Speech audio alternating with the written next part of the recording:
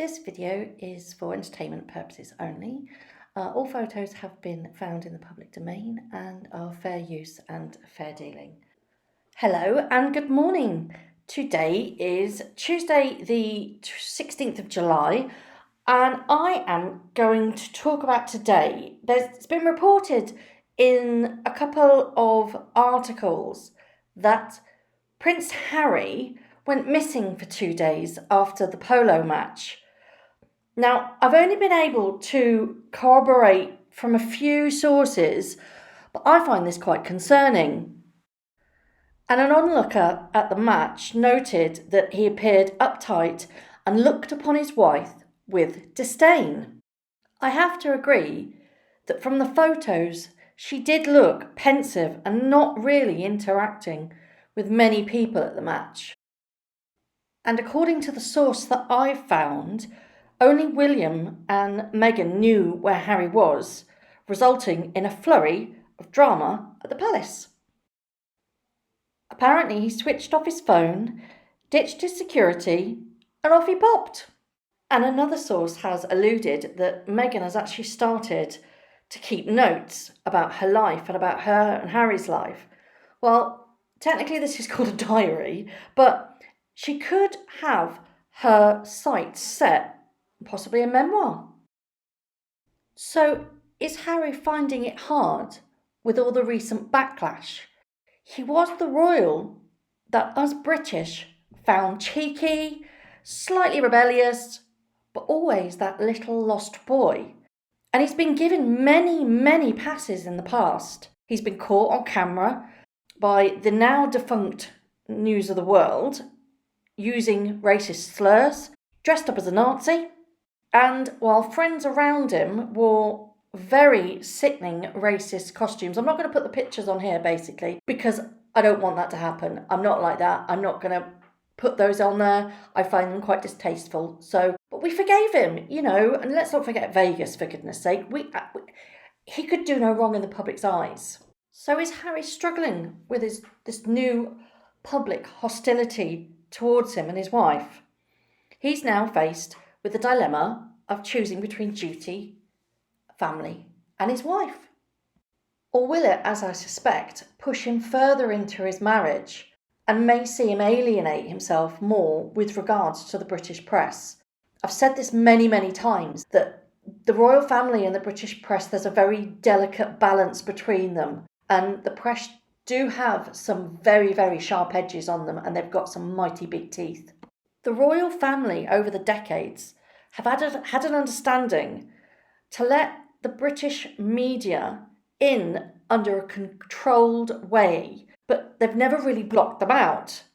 And because of this, nothing really major, apart from the few scandals, like Sarah Ferguson with a toe sucking, never really hit them. It did get rocky between Charles and Diana. When Diana died, it did go a bit pear-shaped, but the British press haven't really been too scathing. Kate did have her ups and downs when she first started seeing William.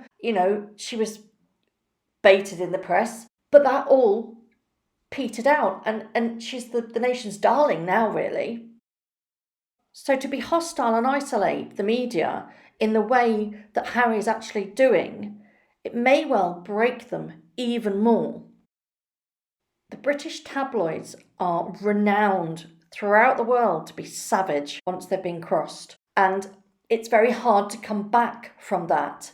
What happens in the next 6 months to a year is going to be very interesting, because it could very well isolate them even more, and the damage could very well be done.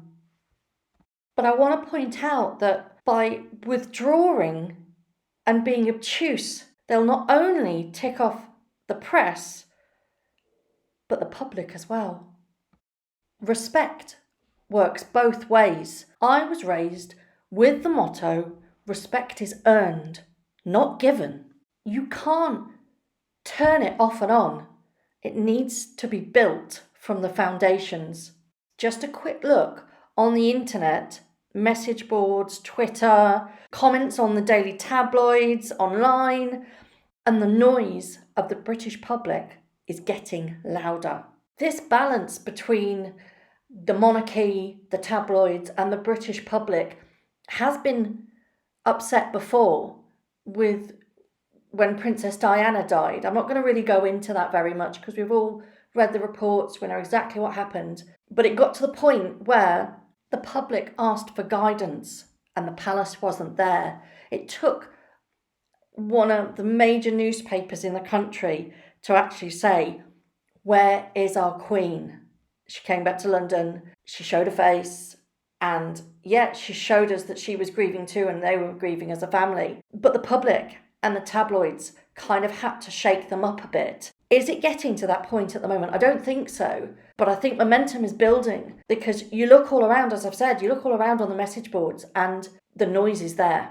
So it just goes to show you that the palace can listen. It does happen, but you can feel the tension of that public opinion turning. There are some people that actually supported Meghan when they first announced that they were together. They're all gung-ho. I mean, I was one of them. I wanted this to happen. I thought she was quite an endearing character, and I thought, you know what, that could be quite interesting to bring her into the British monarchy. But I think with the amount of outrageous spending, especially on her wardrobe, the house that they've got, the Frogmore Cottage, and the constant breaking of protocols and basically saying, I'm doing it my way and sod you all. This monarchy is hundreds and hundreds of years old. To do that is a real slap in the face for the British public and the monarchy. To hold such a lavish lifestyle at the cost of the British public